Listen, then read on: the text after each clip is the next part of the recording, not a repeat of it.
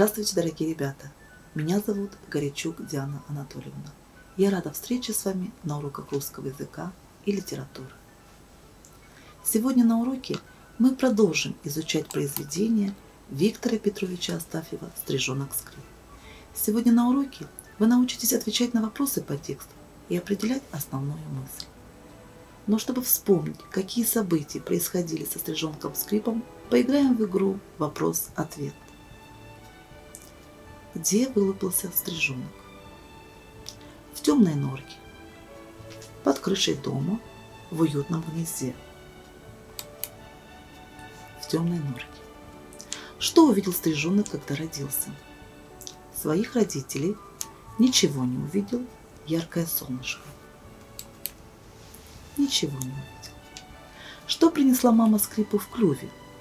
Букашку, капельку дождя, крошку хлеба. Капельку дождя. Назови птицу, которая является одной из врагов стрижей. Журавль, голубь, коршун. Коршун. Почему у Скрипа не было папы? Его съела кошка, его поймали и посадили в клетку, его сбили из рогатки мальчишки. Его сбили из рогатки мальчишки. Как звали вожака стрижей? Черная спинка, белое брюшко, доброе сердце. Белое брюшко. Что случилось с мамой стрижихой? Ее унес сокол, ее поймала и съела змея, ее унес коршун. Ее унес коршун. При чтении рассказа вам встретятся непонятные слова. Плюхнуться, упасть шумом. Яр, глубокий, заросший овраг. Послушаем внимательно рассказ. Скрип много съел в этот день мошек, много выпил воды. На закате солнца он еще раз плюхнулся белым брюшком в воду, схватил капельку воды, отряхнулся и поспешил к своей норке. Но найти ее не мог, ведь снаружи он никогда не видел свою норку, а сейчас все норки казались ему одинаковыми. Скрип сунулся в одну норку, не пускают, в другую не пускают. Все стрижиные дома заняты. Что же делать? Не ночевать же на берегу. На берегу страшно, в норке лучше. И Скрип начал делать свою норку.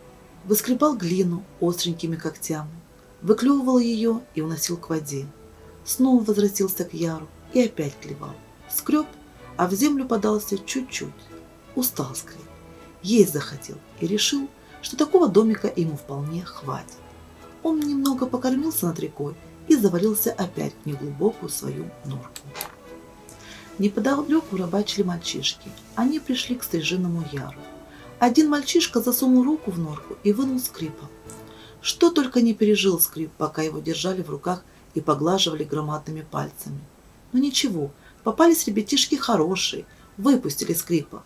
Он полетел над рекой и со страху закричал: «Тиу! Тиу!». Все стрижи высыпали из норок, глядят, никого нет. Ребятишки уже ушли, коршун не летает. Чуть было не побили стрижи Скрипа за то, что напрасно поднял тревогу.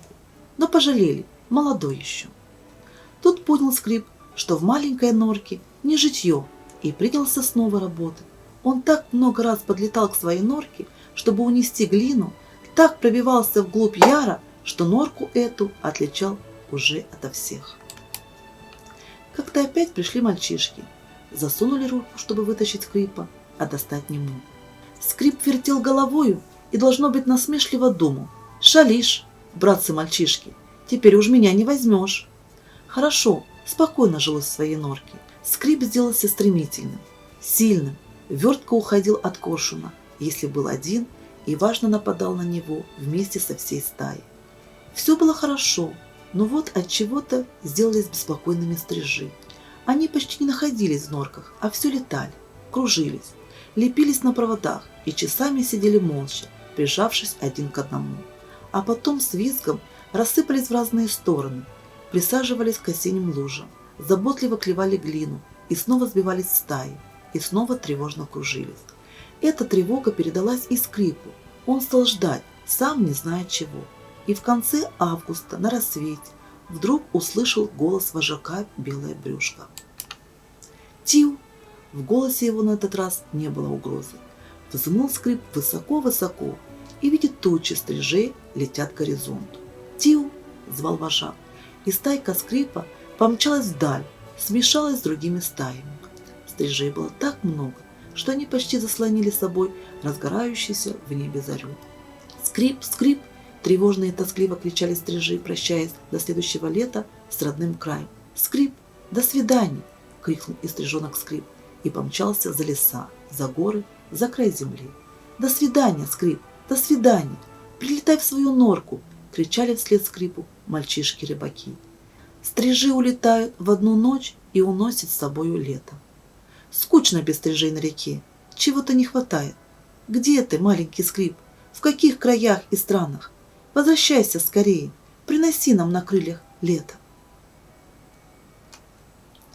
Проверим, насколько вы внимательно слушали рассказ. Ответьте на вопросы. Почему скрип не мог попасть домой после своего первого полета?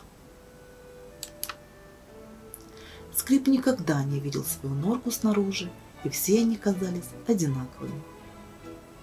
Что случилось, когда скрип впервые выскреб свою норку? Мальчишки вынули из норки скрипа, но потом отпустили. Куда собирались осенью стрижи? Осенью стрижи собирались улететь на юг. Что означает фраза автора? Стрижи улетают в одну ночь и уносят с собою лето. Стрижи долго готовятся к полету, а улетают все сразу за одну ночь.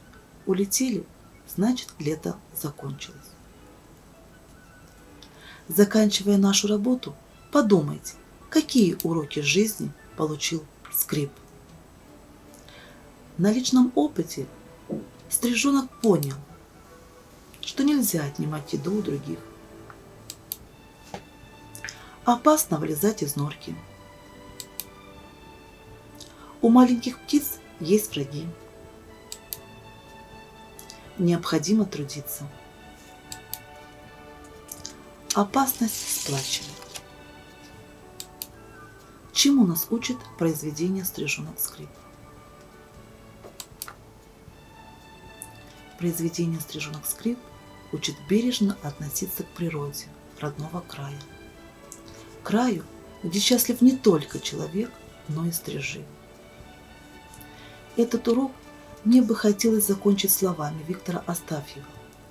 Ах, как бы мне хотелось, чтобы дети видели и узнали, как трудно малые птички высиживают и выкармливают своих птенцов, как непроста жизнь в лесу, в воде, в воздухе, везде, где обитают братья наши младшие, нуждающиеся порой в защите человека, в том числе и в наши ребята.